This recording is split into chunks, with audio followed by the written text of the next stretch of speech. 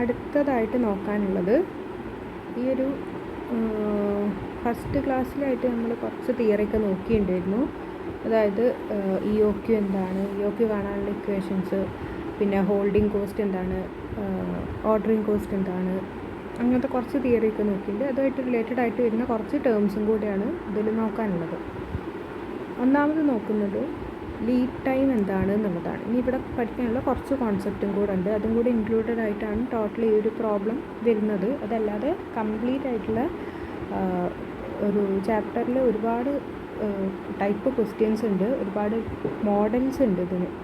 ആ മോഡൽസ് മൊത്തം നമ്മളിപ്പോൾ ഡിസ്കസ് ചെയ്യുന്നില്ല, അതിൻ്റെ ഒരു ഇമ്പോർട്ടൻ്റ് ആയിട്ടുള്ള പോർഷൻസ് മാത്രമേ ഡിസ്കസ് ചെയ്യുന്നുള്ളൂ. അതുമായിട്ട് റിലേറ്റഡ് ആയിട്ടുള്ള കുറച്ച് ടേംസാണ് ഇവിടെ നോക്കുന്നത്. ഒന്നാമത്തത് ലീഡ് ടൈം എന്താണ് എന്നുള്ളതാണ്. ലീഡ് ടൈം കാൽക്കുലേറ്റ് ചെയ്യാനുള്ളത് ക്വസ്റ്റ്യൻ വരാറുണ്ട്, അല്ലെങ്കിൽ അതെന്താണ് ലീഡ് ടൈം ഉള്ളതുകൊണ്ട് ഉദ്ദേശിക്കുന്നത് എന്നുള്ളത് നോക്കാം. Lead time is the time between the placement of an order and it's actual arrival in the inventory. Okay, അപ്പം ഒരു ഓർഡർ നമ്മൾ പ്ലേസ് ചെയ്യുന്ന സമയത്തും ആൻഡ് അതിൻ്റെ ആക്ച്വൽ അറൈവൽ ടൈമും തമ്മിലുള്ള ഡിഫറൻസിനെയാണ് ലീഡ് ടൈം എന്ന് പറയുന്നത്. ഇപ്പോൾ നമ്മളൊരു സാധനം ഓർഡർ ചെയ്ത് കഴിഞ്ഞാൽ ചിലപ്പോൾ അത് ഒരു 2 മാസം എടുത്തിട്ടായിരിക്കും നമുക്ക് റീച്ച് ചെയ്യുന്നുണ്ടാവുക. അത് ആക്ച്വലി നമ്മളുടെ ഗോഡൗണിൽ എത്തുന്നുണ്ടാവുക, ചിലപ്പോൾ 1 മന്തിലായിരിക്കും എത്തുന്നുണ്ടാവുക. അപ്പോൾ അങ്ങനെ നമ്മളുടെ ഓർഡർ പ്ലേസ് ചെയ്യുന്നതും ആ ഓർഡർ പ്ലേസ് ചെയ്ത സാധനം നമുക്ക് അറൈവ് ചെയ്യുന്നതും തമ്മിലുള്ള ആ ഒരു ടൈം ഗ്യാപ്പിനെയാണ് ലീഡ് ടൈം എന്ന് പറയുന്നത്. ഇനി അത് പഠിക്കുന്നതിൻ്റെ ഇമ്പോർട്ടൻസ് എന്താണ്? നമ്മൾ ഓർഡർ കൊടുക്കുന്ന സമയത്ത് നമുക്കിത് യൂഷ്വലി ഇപ്പോൾ നമ്മൾ ഒരു സപ്ലയറുടെ അടുത്ത് തന്നെയാണ് സാധാരണ വാങ്ങിക്കൊണ്ടിരിക്കുന്നത്, റോ മെറ്റീരിയൽസ് വാങ്ങിക്കൊണ്ടിരിക്കുന്നതെന്നുണ്ടെങ്കിൽ നമുക്കറിയാം എത്ര ടൈം എടുത്തിട്ടാണ് നമുക്ക് കിട്ടിക്കൊണ്ടിരിക്കുകയാണ്. ഇനി നമ്മളുടെ ലൊക്കേഷൻ മാറുന്ന സമയത്തോ അല്ലെങ്കിൽ നമ്മുടെ സപ്ലയർ മാറുന്ന സമയത്തൊക്കെയാണ് നമുക്കിതിൽ ചെറിയ വേരിയേഷൻസ് വരിക. ലൊക്കേഷൻ മാറുന്നതിനനുസരിച്ച് ചിലപ്പോൾ ഡിലേ വരാം, അതെല്ലാം എന്നുണ്ടെങ്കിൽ കുറച്ചും കൂടെ നേരത്തെ കിട്ടാം. ഇനി സപ്ലയർ ചില സമയത്ത് ഫാസ്റ്റായിട്ട് ഡെലിവറി ചെയ്യുന്നവരുണ്ടാകാം, കുറച്ച് സ്ലോ ആയിട്ട് ഡെലിവറി ചെയ്യുന്നുണ്ടാകാം. ആ സമയത്തൊക്കെ ഡിഫറൻസ് വരാം. അല്ലാതെ കോൺസ്റ്റൻ്റ് ആയിട്ട് നമുക്കിപ്പോൾ പാസ്റ്റ് റെക്കോർഡ് നോക്കിക്കഴിഞ്ഞാൽ നമ്മുടെ ലീഡ് ഏകദേശം ഒരു ആവറേജ് ലീഡ് ടൈം എന്ന് പറയുന്നത് ഈ സെയിം ആയിട്ടായിരിക്കും ഉണ്ടാവുക. അപ്പോൾ നമ്മൾ ലീഡ് ടൈം പഠിക്കുന്നതിൻ്റെ ഉദ്ദേശം എന്താണ്? ഈ ലീഡ് ടൈം എന്ന് പറഞ്ഞാലേ ഉള്ളൂ നമുക്ക് കറക്റ്റ് ടൈമിൽ ഓർഡർ കൊടുക്കാൻ പറ്റുക. അതായത് നമ്മളുടെ ഇപ്പോൾ നിലവിലുള്ള റോ മെറ്റീരിയൽ ഏകദേശം തീരാനായിട്ടുണ്ട്. നമുക്കിപ്പോൾ ഒരു 1 മന്തിലേക്കുള്ള റോ മെറ്റീരിയൽ ഇപ്പോൾ അവൈലബിൾ ആയിട്ടുള്ളൂ. അപ്പോൾ നമ്മൾ ഈ 1 മന്തിൻ്റെത് തീരുന്നതിന് മുന്നേ തന്നെ, അതായത് നമുക്കിപ്പോൾ ഓർഡർ കൊടുത്തു കഴിഞ്ഞാൽ 2 മന്ത് കഴിഞ്ഞിട്ടാണ് നമ്മളുടെ ആക്ച്വൽ ഡെലിവറി ഉള്ളത്. ലീഡ് ടൈം 2 മന്താണെന്നുള്ളത് നമുക്ക് നേരത്തെ അറിയാം. ഇപ്പോൾ നിലവിൽ നമുക്ക് 1 മാസത്തേക്കുള്ള ഇൻവെൻറ്ററി നമ്മളുടെ കയ്യിലുള്ളൂ. അപ്പോൾ നമ്മൾ എന്ത് ചെയ്യണം? ഈ 1 മാസം യൂസ് ചെയ്ത് കഴിയുമ്പോഴത്തേക്കും നമ്മളുടെ തീരും. മറ്റേത് എത്തണം എന്നെനിക്ക് 2 മാസം എടുക്കും. അപ്പോൾ ഈ ബാലൻസ് 1 മാസം നമ്മളെ സംബന്ധിച്ചിടത്തോളം പ്രൊഡക്ഷൻ നിന്ന് പോകാനുള്ള ചാൻസ് ഉണ്ട്. അപ്പോൾ ഈ പ്രൊഡക്ഷൻ സ്റ്റോപ്പേജ് ഇല്ലാതെ തന്നെ നമുക്ക് സ്മൂത്തായിട്ട് റൺ ചെയ്യണമെന്നുണ്ടെങ്കിൽ നമ്മൾ കറക്റ്റ് ടൈമിൽ ലീഡ് ടൈം കറക്റ്റായിട്ട് അനലൈസ് ചെയ്തിട്ടുണ്ടായിരിക്കണം. നമ്മൾ ഈ 2 മാസം മുന്നേ നമ്മൾ ഓർഡർ കൊടുത്താലേ ഉള്ളൂ ഇപ്പോൾ നിലവിലുള്ള ഈ ഒരു ഇൻവെൻറ്ററി അല്ലെങ്കിൽ റോ മെറ്റീരിയൽ തീരുമ്പോഴത്തേക്കും നമുക്ക് അടുത്ത ഓർഡർ കിട്ടുള്ളൂ, അടുത്ത റോ മെറ്റീരിയൽ റീച്ച് ചെയ്യുള്ളൂ. അപ്പോൾ ലീഡ് ടൈം എന്താണെന്നുള്ളത് നമ്മൾ കറക്റ്റായിട്ട് മാനുഫാക്ചറിങ് ടൈം ആണെങ്കിലും പ്രൊഡക്ഷൻ പർച്ചേസ് ടൈം ആണെങ്കിലും മനസ്സിലാക്കിയിട്ടുണ്ടായിരിക്കണം. അതിൻ്റെ ബേസിലാണ് നമ്മൾ റീ ഓർഡർ ലെവൽ ഡിറ്റർമൈൻ ചെയ്യുന്നത്. ഓക്കെ, അപ്പോൾ time between the placement of an order and actual inventory ആണ് ലീഡ് ടൈം എന്ന് പറയുന്നത്. If the lead time exist and demand is known, then the order to be placed in advance by a period of time equal to the lead time. നമുക്കറിയാം ഇപ്പോൾ lead time ഉണ്ട് and ആ lead ടൈമിൽ നമുക്ക് പൊതുവേ demand ഉള്ള സമയമാണ്. അപ്പോൾ ആ ഡിമാൻഡ് മീറ്റ് ചെയ്യണമെന്നുണ്ടെങ്കിൽ നമ്മൾ എന്ത് ചെയ്യണം? ഈ ലീഡ് ടൈം നേരത്തെ കണ്ടുകൊണ്ട് ഓർഡർ പ്ലേസ് ചെയ്തിട്ടുണ്ടായിരിക്കണം. ഓക്കെ, അതാണ് ലീഡ് ടൈം എന്നുള്ള ഒരു കോൺസെപ്റ്റ് ഡിസ്കസ് ചെയ്യുന്നത്. ഇനി നെക്സ്റ്റ് നോക്കാനുള്ളത് എന്താണ് റീ ഓർഡർ ലെവൽ എന്നുള്ളതാണ്. അപ്പോൾ ഓർഡർ ചെയ്യുന്നത് എപ്പോഴാണ്? നമ്മൾ ഫസ്റ്റ് ഓർഡർ കൊടുത്തു കഴിഞ്ഞു, രണ്ടാമത് നമ്മൾ ഓർഡർ കൊടുക്കുന്നതിനെയാണ് റീ ഓർഡർ എന്ന് പറയുന്നത്. സെക്കൻഡ് ടൈമോ അല്ലെങ്കിൽ തേർഡ് ടൈമോ ഒക്കെ ആയിട്ട് വീണ്ടും ഓർഡർ കൊടുക്കുന്നതിനെയാണ് റീ ഓർഡർ എന്ന് പറയുന്നത്. അപ്പോൾ ആദ്യത്തെ ഓർഡർ കഴിഞ്ഞിട്ട് എപ്പോഴാണ് നമ്മൾ അടുത്ത ഓർഡർ കൊടുക്കേണ്ടത്? നമുക്കെപ്പോഴും അറിയാം, ഒരു ഓർഡർ കൊടുത്തിട്ട് അടുത്ത ഓർഡർ ഇത് തീർന്നു കഴിഞ്ഞിട്ടല്ല നമ്മൾ കൊടുക്കേണ്ടത്. തീർന്നു കഴിഞ്ഞിട്ട് കൊടുത്താലുള്ള പ്രശ്നം എന്താ? അത് സപ്ലയറുടെ അടുത്ത് പോയി ആ ഓർഡർ അവർ പ്രോസസ്സ് ചെയ്ത് എത്തുമ്പോഴത്തേക്കും പിന്നെയും ടൈം കഴിയും. അപ്പോൾ ആ അത്രയും ടൈം നമുക്ക് റോ മെറ്റീരിയൽ അല്ലെങ്കിൽ ഇൻവെൻറ്ററി ഇല്ലാതിരിക്കേണ്ടി വരും. അപ്പോൾ അത് ഒഴിവാക്കുന്നതിനാണ് നമ്മൾ എന്ത് ചെയ്യുന്നത്, ഈ ലീഡ് ടൈം എത്രയാണെന്നുള്ളത് കാൽക്കുലേറ്റ് ചെയ്തിട്ട് കംപ്ലീറ്റ് തീരുന്നതിന് മുന്നേ തന്നെ റീ ഓർഡർ ലെവൽ കൊടുക്കുന്നത്. അപ്പോൾ ലീഡ് ടൈം അറിഞ്ഞു കഴിഞ്ഞാൽ മാത്രമേ ഉള്ളൂ നമ്മൾ എപ്പോഴാണ് ഇത് റീ ഓർഡർ ചെയ്യേണ്ടതെന്നുള്ളത് നമുക്ക് മനസ്സിലാവുള്ളൂ. So it is the point fixed by the maximum and minimum stock levels at which time it is essential to initiate purchase requisition for fresh supplies of the material. എന്ന് പറഞ്ഞാൽ ഇത് maximum order ലെവലിൻ്റെതും and minimum stock ലെവലിൻ്റെയും ഇടയ്ക്ക് വരുന്ന ഒരു പോയിൻ്റാണ് re order level എന്ന് പറയുന്നത്.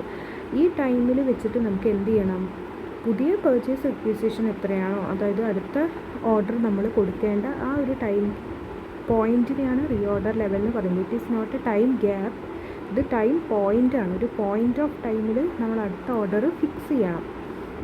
ഇനി ഇതെങ്ങനെ നമ്മൾ കണ്ടെത്തുക, അത് കണ്ടെത്താനുള്ള equation average use of inventory into lead time ആണ്. Okay, total lead time into average use of inventory. Average use of inventory എന്ന് പറഞ്ഞാൽ എന്താ, ഒരു 10 ദിവസത്തെ ഇൻവെൻറ്ററി യൂസേജ് നമുക്ക് എങ്ങനെയാണെന്നുള്ളത് ഒരു പാറ്റേൺ അറിയാം. ഓരോ ദിവസവും എത്ര യൂണിറ്റ് വെച്ചിട്ടാണ് നമ്മൾ യൂസ് ചെയ്യുന്നത്. ഈ 10 ദിവസത്തിൻ്റെയും ആവറേജ് ലെവൽ ഉണ്ടാകും. 10 ദിവസത്തെ കൺസംഷൻ ഡിവൈഡഡ് ബൈ 10 ചെയ്താൽ നമുക്ക് ആവറേജ് യൂസ് ഓഫ് ഇൻവെൻറ്ററി കിട്ടും. ഈ average use of inventory into lead time. Okay, lead time എന്ന് പറഞ്ഞു കഴിഞ്ഞാൽ നമുക്ക് ഡേയ്സിലായിരിക്കും ചിലപ്പോൾ കിട്ടുന്നുണ്ടാവുക, ചിലപ്പോൾ മന്തിലായിരിക്കും, ചിലപ്പോൾ വീക്സിലായിരിക്കും. അപ്പോൾ ആ ലീഡ് ടൈം എത്രയാണോ ആ ലീഡ് ടൈം കൊണ്ട് ആവറേജ് യൂസ് ഓഫ് ഇൻവെൻറ്ററിനെ മൾട്ടിപ്ലൈ ചെയ്ത് കഴിഞ്ഞാൽ നമുക്ക് റീ ഓർഡർ ലെവൽ എത്രയാണെന്നുള്ളത് കിട്ടും. ഇനി ചില സിറ്റുവേഷൻസിൽ ബഫർ സ്റ്റോക്ക് അല്ലെങ്കിൽ സേഫ്റ്റി സ്റ്റോക്ക് എന്ന് പറയുന്ന ഒരു കോൺസെപ്റ്റ് ഉണ്ട്, നമുക്ക് അടുത്തത് പഠിക്കാനുള്ളതാണ്. ആ സേഫ്റ്റി സ്റ്റോക്കും കൂടെ വരുന്ന ക്വസ്റ്റ്യൻ ആണെങ്കിൽ നമ്മൾ അതും കൂടി ഇതിനോട് ആഡ് ചെയ്യേണ്ടതുണ്ട്. നമുക്കത് പഠിക്കുമ്പോൾ നോക്കാം. അപ്പോൾ ലീഡ് ടൈം എന്ന് പറഞ്ഞാൽ ആ ഒരു ടൈം ഗ്യാപ്പാണ്, നമ്മൾ ഒരു ഓർഡർ പ്ലേസ് ചെയ്തിട്ട് അത് നമുക്ക് ഗോഡൗണിൽ എത്തുന്നത് വരെയുള്ള എടുക്കുന്ന ആ ഒരു ടൈം. റീ ഓർഡർ ലെവൽ എന്ന് പറഞ്ഞാൽ എന്താ, മാക്സിമത്തിൻ്റെയും മിനിമത്തിൻ്റെയും ഇടയ്ക്ക് വരുന്നൊരു പോയിൻ്റ് ഓഫ് ടൈമാണ്. ആൻഡ് ആ ഒരു ലെവൽ റീച്ച് ചെയ്ത് കഴിഞ്ഞാൽ, അതായത് ഇപ്പോൾ നമ്മൾ റീ ഓർഡർ ലെവലായിട്ട് ഫിക്സ് ചെയ്തിരിക്കുന്നത് ഒരു 20 യൂണിറ്റ് ആണെന്ന് വിചാരിക്കാം.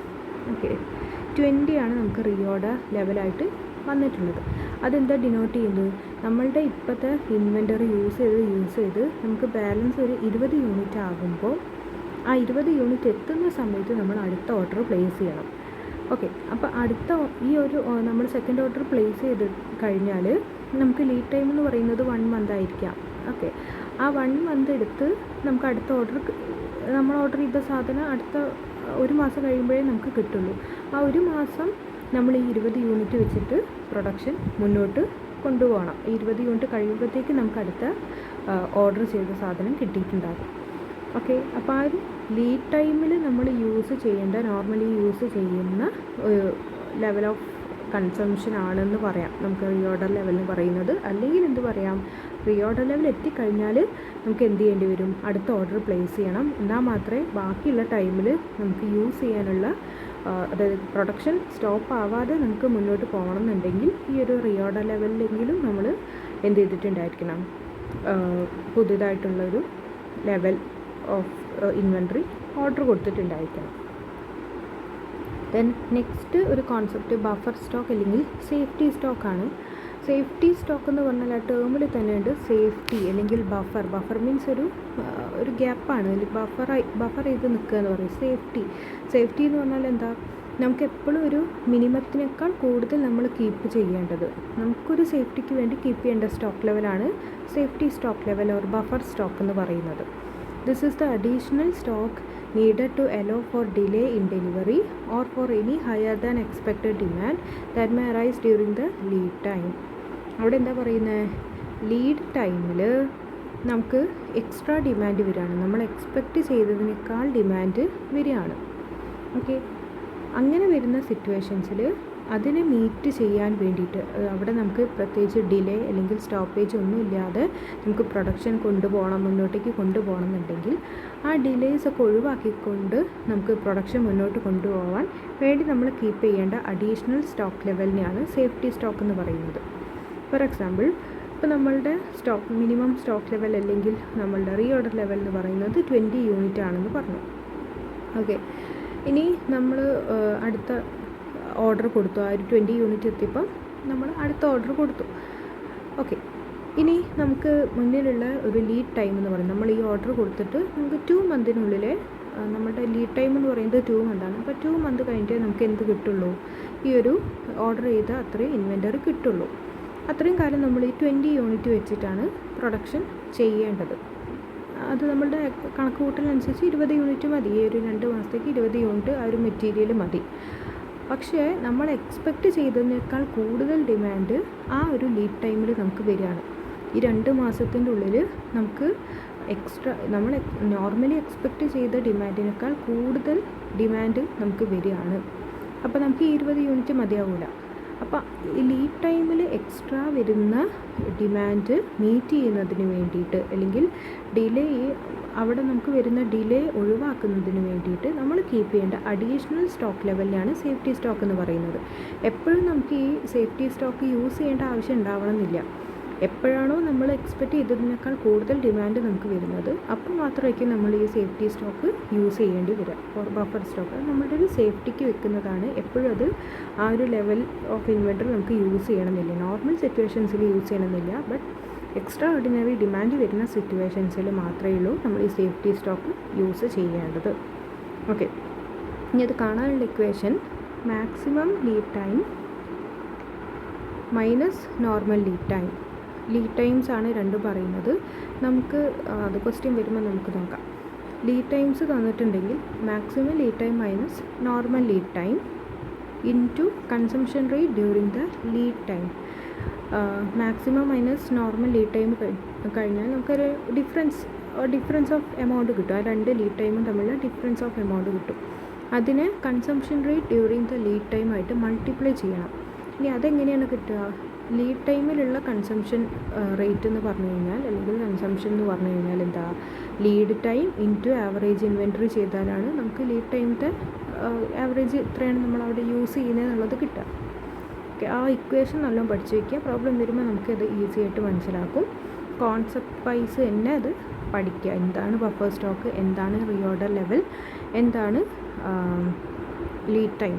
ഇനി ബഫർ സ്റ്റോക്ക് വരുന്ന ഒരു ക്വസ്റ്റ്യൻ ആണ്, അല്ലെങ്കിൽ ബഫർ സ്റ്റോക്ക് കീപ്പ് ചെയ്യുന്ന ഒരു ഓർഗനൈസേഷൻ ആണെങ്കിൽ നമ്മൾ ഈ റീ ഓർഡർ ലെവൽ കാണുന്ന സമയത്ത് ബഫർ സ്റ്റോക്കും കൂടെ അതിൽ ഇൻക്ലൂഡ് ചെയ്യണം. Buffer stock plus average use of inventory into lead time ആണ് റീ ഓർഡർ ലെവലായിട്ട് വരിക. നമുക്ക് ക്വസ്റ്റ്യനിൽ ബഫർ സ്റ്റോക്ക് റിലേറ്റഡ് ആയിട്ടൊന്നും പറഞ്ഞിട്ടില്ല എന്നുണ്ടെങ്കിൽ നിങ്ങൾ ഇത് മാത്രം ചെയ്താൽ മതി, നിങ്ങൾക്ക് റീ ഓർഡർ ലെവൽ കിട്ടും. ഇനി മാക്സിമം ഇൻവെൻ്ററിയാണ് നെക്സ്റ്റ്. മാക്സിമം ഇൻവെൻ്ററി എന്ന് പറഞ്ഞാൽ എന്താ, നമ്മൾ മാക്സിമം നമുക്ക് എത്ര വരെ ഇൻവെൻ്ററി കീപ്പ് ചെയ്യാം. അത് കൂടുതൽ നമ്മൾ കീപ്പ് ചെയ്യുകയാണെങ്കിലുള്ള പ്രശ്നം എന്താണ്, അത് കൂടുതൽ നമ്മൾ കീപ്പ് ചെയ്യണമെന്നുണ്ടെങ്കിൽ നമ്മൾ എക്സ്ട്രാ ആ ഇൻവെൻ്ററിയിൽ നമ്മളുടെ ഫണ്ട് വേസ്റ്റ് ചെയ്യുകയാണ്. ചിലപ്പോൾ ആ ഇൻവെൻ്ററി നമ്മൾ കുറേ കാലത്തേക്ക് വെച്ച് കഴിഞ്ഞാൽ അത് പെരിഷബിൾ നേച്ചറുള്ളതായിരിക്കാൻ ഡാമേജ് വരാനുള്ള റീസൺ ഉണ്ട്. അപ്പോൾ നമ്മളുടെ ഫണ്ട് വെറുതെ അതിൽ വേസ്റ്റായി പോകും. അത് ഒഴിവാക്കുന്നതിന് വേണ്ടി മാക്സിമം നമുക്ക് എത്ര ഇൻവെൻ്ററി വരെ വെക്കാം എന്നുള്ളൊരു ക്വാണ്ടിറ്റി നമ്മൾ ഫിക്സ് ചെയ്യും. അതാണ് മാക്സിമം ഇൻവെൻ്ററി എന്ന് പറയുന്നത്. അതായത് കാണുന്ന equation buffer stock plus EOQ ആണ്. EOQ നമ്മൾ ക്വസ്റ്റ്യനിൽ കണ്ടെത്തണം. അതിനെ ബഫർ സ്റ്റോക്കായിട്ട് ആഡ് ചെയ്താൽ മാക്സിമം ഇൻവെൻ്ററി കിട്ടും. ദെൻ മിനിമം ഇൻവെൻ്ററി എന്ന് പറഞ്ഞാൽ it is always equal to buffer stock. Safety stock അല്ലെങ്കിൽ ബഫർ സ്റ്റോക്ക് എത്രയാണോ അത് തന്നെയായിരിക്കും മിനിമം ഇൻവെൻ്ററി എന്ന് പറയുന്നത്. ദെൻ ആവറേജ് ഇൻവെൻ്ററിയാണ് നെക്സ്റ്റ് ഉള്ളത്. ആവറേജ് ഇൻവെൻ്ററി എന്ന് പറഞ്ഞാൽ buffer stock plus half of EOQ. Okay, half of EOQ ആണല്ലോ ആവറേജ്. ബഫർ സ്റ്റോക്ക് വരുന്ന ക്വസ്റ്റ്യൻ ആണെങ്കിൽ ഇതും കൂടെ നമ്മൾ കൺസിഡർ ചെയ്യണം. ഓക്കെ, അപ്പോൾ ഇതൊക്കെ കോൺസെപ്റ്റ് പഠിക്കുന്നതിൻ്റെ ഉദ്ദേശം എന്താണ്, ബഫർ സ്റ്റോക്ക് അല്ലെങ്കിൽ റീ ഓർഡർ ലെവൽ ഇതൊക്കെ നമ്മൾ നോക്കുന്നതിൻ്റെ മെയിനായിട്ടുള്ള പേർപ്പസ് എന്ന് പറയുന്നത് നമ്മൾ ഈ മിനിമം ഇൻവെൻ്ററിനേക്കാൾ കുറഞ്ഞ ലെവലിൽ നമ്മൾ ഇൻവെൻ്ററി കീപ്പ് ചെയ്യുന്നുള്ളൂ. അങ്ങനെയാണ് ഉണ്ടെങ്കിൽ നമുക്ക് ഒരുപാട് ഡിലേ വരാനോ അല്ലെങ്കിൽ നമ്മളുടെ പ്രൊഡക്ഷൻ നിന്ന് പോകാനോ സ്റ്റോപ്പായി പോകാനോ ടെമ്പററിലി സ്റ്റോപ്പായി പോകാനോ അല്ലെങ്കിൽ കോസ്റ്റ് കൂടാനോ ഒക്കെ റീസൺ ആകും. മിനിമം ലെവലിനേക്കാൾ താഴ്ന്ന ലെവലിലാണ് നമ്മൾ ഇൻവെൻ്ററി കീപ്പ് ചെയ്യുന്നതെന്നുണ്ടെങ്കിൽ. ഓക്കെ, ഇനി മാക്സിമം ഇൻവെൻ്ററി ലെവലിനേക്കാൾ കൂടുതലാണ് നമ്മൾ കീപ്പ് ചെയ്യുന്നതെന്നുണ്ടെങ്കിലും അവിടെ പ്രോബ്ലം വരും. അവിടെ എന്തായിരിക്കും വരിക, ഫണ്ട് വെറുതെ നമ്മളതിൽ ഇൻവെസ്റ്റ് ചെയ്തതായിട്ടാണ് കാണിക്കുന്നത്. നമുക്കതിൽ ഒരുപാട് ഫണ്ട് അതിൽ വെറുതെ വേസ്റ്റായി പോകും. അപ്പോൾ നമ്മളെപ്പോഴും ബാലൻസ് ഉണ്ടാക്കണം. ഈ ഒരു മിനിമം ആൻഡ് മാക്സിമത്തിനെ ബാലൻസ് ചെയ്തുകൊണ്ടായിരിക്കണം നമ്മുടെ ഇൻവെൻട്രി ലെവൽ എപ്പോഴും കീപ്പ് ചെയ്യേണ്ടത്. അതിന് വേണ്ടിയിട്ടാണ് നമ്മൾ ഈ കോൺസെപ്റ്റൊക്കെ ഡിസ്കസ് ചെയ്യുന്നത്. ഇനി നെക്സ്റ്റ് ഒരു ടേമും കൂടെ അതിൽ നോക്കാനുള്ളത് ഷോർട്ടേജ് കോസ്റ്റ് എന്താണ് എന്നുള്ളതാണ്. Shortage cost or stock out cost. അതിൽ തന്നെ ഉണ്ട് സ്റ്റോക്ക് ഔട്ട് ആയാൽ ഉണ്ടാകുന്ന കോസ്റ്റിനെയാണ്, അല്ലെങ്കിൽ ഷോർട്ടേജസ് ഉണ്ടാകുന്ന സമയത്ത് വരുന്ന കോസ്റ്റിനെയാണ് shortage or stock out cost എന്ന് പറയുന്നത്. These are penalty costs associated with either a delay in meeting the demand or inability to meet at all due to shortage of stock. നമ്മളുടെ കയ്യിൽ അഡിക്വേറ്റ് സ്റ്റോക്ക് ലെവൽ ഇല്ല, നേരത്തെ പറഞ്ഞതുപോലെ minimum inventory പോലും നമ്മൾ keep ചെയ്യുന്നില്ല. അങ്ങനത്തെ സിറ്റുവേഷൻസിൽ നമുക്ക് എക്സ്ട്രാ വന്ന ഡിമാൻഡ് മീറ്റ് ചെയ്യാൻ പറ്റുന്നില്ല, inability to meet demand or delay in meeting the demand. അല്ലെങ്കിൽ നമുക്ക് മീറ്റ് ചെയ്യാം, പക്ഷേ അതിന് ആവശ്യമുള്ള ഇൻവെൻട്രി എത്തിക്കഴിഞ്ഞ് ഇതാക്കുമ്പോഴത്തേക്കും ഡിലേ വരാം. അപ്പം ഒന്നെങ്കിൽ നമുക്ക് ഡിലേ വരുന്നതിനോ അല്ലെങ്കിൽ ആ ഡിമാൻഡ് മീറ്റ് ചെയ്യാനുള്ള ഇന്നബിലിറ്റിയോ ഇതൊക്കെ കാരണം നമുക്ക് വരാകുന്ന കോസ്റ്റ്, പെനാൾട്ടി കോസ്റ്റ് അല്ലെങ്കിൽ നമുക്ക് വരാകുന്ന എക്സ്ട്രാ കോസ്റ്റിനെയാണ് നമ്മൾ ഷോർട്ടേജ് കോസ്റ്റ് അല്ലെങ്കിൽ സ്റ്റോക്ക് ഔട്ട് കോസ്റ്റ് എന്ന് പറയുന്നത്. ഇൻവെൻട്രി ഇല്ലാത്തത് കാരണം ഉണ്ടായേക്കാവുന്ന cost. And it include loss of future sales because customers go elsewhere. ഒന്നെങ്കിൽ എന്ത് ചെയ്യാം, നമുക്കിപ്പം നമ്മളുടെ അടുത്ത് അഡക്വേറ്റ് ഇൻവെൻട്രി ഇല്ല എന്നുണ്ടെങ്കിൽ നമ്മളുടെ നിലവിലുള്ള കസ്റ്റമേഴ്സ് അവരെന്ത് ചെയ്യാം, ഓർഡർ ക്യാൻസൽ ചെയ്യാം, ലോസ് ഓഫ് ഫ്യൂച്ചർ സെയിൽസ് വരാം. അല്ലെങ്കിൽ loss of customers goodwill, കസ്റ്റമേഴ്സിൻ്റെ ഗുഡ് വില്ലിനെ അത് എഫക്റ്റ് ചെയ്യാം. And extra cost associated with urgent replenishment of purchase. എനിക്ക് പെട്ടെന്ന് തന്നെ നമുക്കത് ഡിമാൻഡ് ഫുൾഫിൽ ചെയ്യണമെന്നുണ്ടെങ്കിൽ നമ്മളിപ്പോൾ കൂടിയ വിലയ്ക്ക് ചിലപ്പോൾ പുറമേ നിന്ന് അത് പെട്ടെന്ന് കിട്ടാൻ വേണ്ടിയിട്ട് നമ്മൾ ആ മെറ്റീരിയൽ വാങ്ങാം. അപ്പോൾ ഇതൊക്കെ നമുക്ക് ഈ ഷോർട്ടേജ് കോസ്റ്റിൽ വരാവുന്ന കോസ്റ്റുകളാണ്. ആ കോൺസെപ്റ്റും കൂടെ പഠിക്കാം. ഒരു ചെറിയ പ്രോബ്ലം നോക്കുക, അതുമായിട്ട് റിലേറ്റഡ് ആയിട്ടുള്ളതാണ്. ഇവിടെ question, XYZ company uses annually 40,000 unit of raw material costing 1.5 per unit. Okay, raw മെറ്റീരിയലിൻ്റെ കോസ്റ്റ് എന്ന് പറയുന്നത് 1.5, അതായത് സി ആണ് പറയുന്നത് 1.5 എന്ന് കൊടുത്തിട്ടുണ്ട്. Then placing each order cost ₹50. Order cost 50 ആണ്. ഓക്കെ, CO എന്ന് പറയുന്നത് 50 ആണ്. Carrying cost are 10% per year of the average inventory. Carrying cost എന്ന് പറഞ്ഞാൽ എന്താ, C/I ആണ്. എന്താണ് ഹോൾഡിംഗ് കോസ്റ്റ്. ഹോൾഡിംഗ് കോസ്റ്റ് കിട്ടണമെങ്കിൽ നമ്മൾ എന്ത് ചെയ്യണം, 1.5ൻ്റെ 10% കാണണം. ഓൾറെഡി നമ്മൾ ചെയ്തിട്ടുള്ളതാണ്. എന്താണ് CO, എന്താണ് CH, ഹോൾഡിംഗ് കോസ്റ്റ് എന്താണ്, and placing an order. Normally ഒരു റോ മെറ്റീരിയലിൻ്റെ യൂണിറ്റ് കോസ്റ്റ് എന്താണ്, ഇതൊക്കെ നമ്മൾ പറഞ്ഞതാണ്. അത് നോർമലി ചെയ്ത് വെച്ചിട്ടുണ്ട്. നമ്മൾ ഫസ്റ്റ് ഇതൊക്കെയാണ് കൊടുത്തിട്ടുള്ളത്, ഡിമാൻഡ്, ദെൻ CO, CH, ഇത്രയും കാര്യങ്ങളാണ് ആദ്യം നമുക്ക് വേണ്ടത്. പിന്നെ കാണേണ്ടത് ഫൈൻഡ് ദ EOQ. ഒന്നാമത് കാണേണ്ടത് EOQ ആണ്.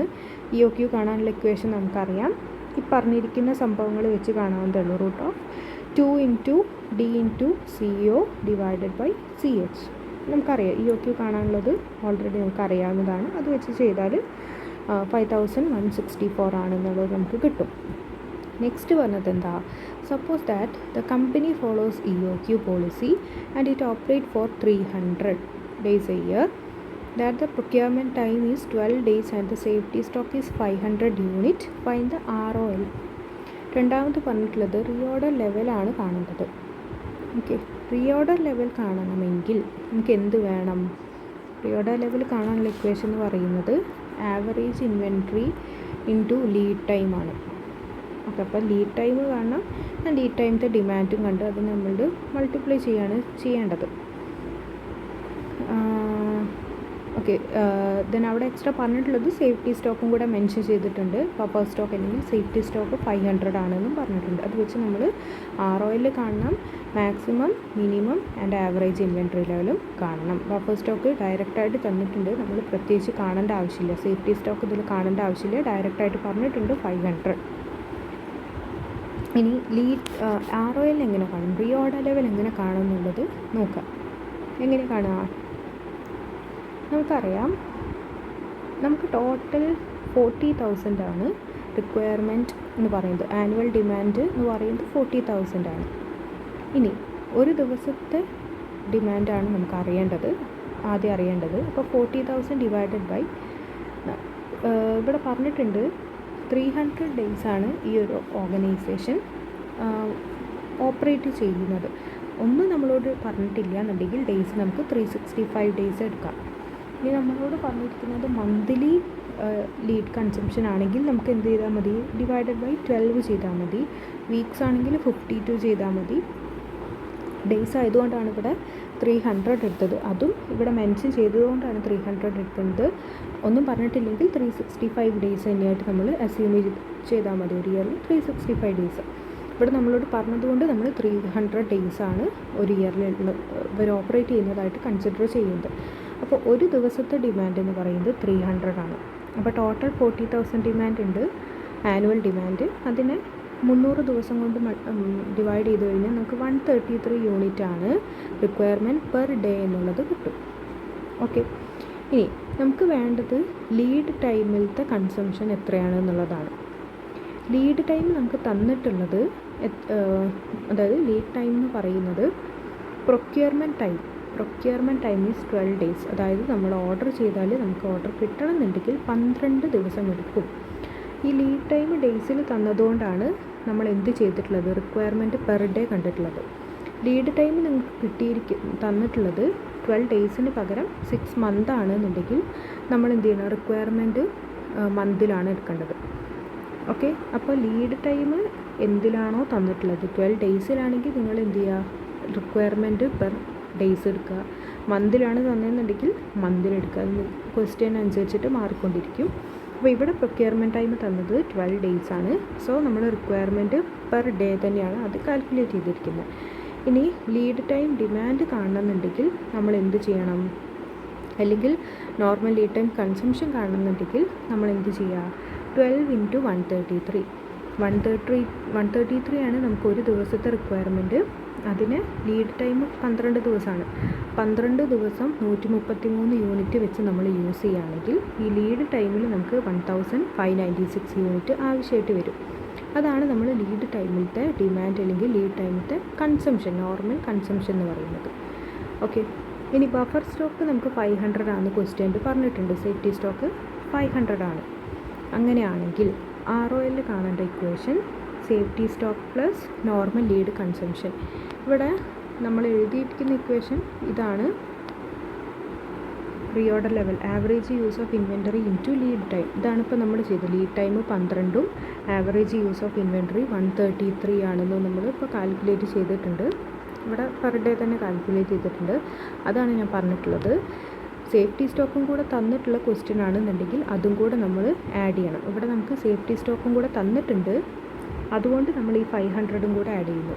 സേഫ്റ്റി സ്റ്റോക്ക് ക്വസ്റ്റ്യനിൽ മെൻഷൻ ചെയ്തിട്ടില്ല എന്നുണ്ടെങ്കിൽ കിട്ടിയിരിക്കുന്ന 1596 തന്നെയാണ് ലീഡ് ടൈം കൺസംഷൻ എന്ന് പറയുന്നത്, അല്ലെങ്കിൽ റീഓർഡർ ലെവലായിട്ട് നമ്മൾ എടുക്കേണ്ടത്. ഓക്കെ, റീഓർഡർ ലെവൽ എന്ന് പറഞ്ഞു കഴിഞ്ഞാൽ average use of inventory into lead time ആണ്. അതായത് ഇവിടെ പെർ ഡേ 12 ആണെന്ന് പറഞ്ഞിട്ടുണ്ട്. അപ്പം average use of inventory into lead time കണ്ടു കഴിഞ്ഞാൽ, നോർമൽ ലീഡ് ടൈം കൺസംഷൻ ചെയ്ത് കഴിഞ്ഞാൽ നമുക്ക് ROL കിട്ടും. സേഫ്റ്റി സ്റ്റോക്കും കൂടെ തന്ന ക്വസ്റ്റ്യൻ ആണെങ്കിൽ അതും കൂടെ നമ്മൾ ആഡ് ചെയ്യുക. അപ്പോൾ അതും കൂടെ ആഡ് ചെയ്യുമ്പോൾ 2069 ആണ് ROL എന്നുള്ളത് കിട്ടി. പിന്നെ ചോദിച്ചിട്ടുള്ളത് എന്താണ്, മാക്സിമം ഇൻവെൻറ്ററി ആണ്. മാക്സിമം ഇൻവെൻറ്ററി എന്ന് പറഞ്ഞാൽ എത്രയാണ്, അതിൻ്റെ ഇക്വേഷൻ നമ്മൾ എഴുതിയിട്ടുണ്ട്. Maximum inventory buffer stock plus EOQ. Buffer stock എന്ന് പറയുന്നത് 500 ആണ് ക്വസ്റ്റ്യനിൽ പറഞ്ഞിട്ടുണ്ട്. പ്ലസ് EOQ നമുക്ക് എത്ര കിട്ടിയിട്ടുണ്ട്, 5164 ആണ് കിട്ടിയിട്ടുണ്ട്. Okay, then minimum inventory is equal to buffer stock. Safety stock എത്രയാണോ അത് തന്നെയാണ് minimum inventory, 500 unit. And average unit എന്ന് പറഞ്ഞാൽ buffer stock plus half of Q. അതിവിടെ നമ്മൾ കൊടുത്തിട്ടുണ്ട്, buffer stock plus half of Q. അതാണിത്. Buffer stock 500 plus half of Q, 5164ൻ്റെ ഹാഫ് ചെയ്ത് കഴിഞ്ഞാൽ നമുക്ക് ആവറേജ് ഇൻവെൻറ്ററി കിട്ടും.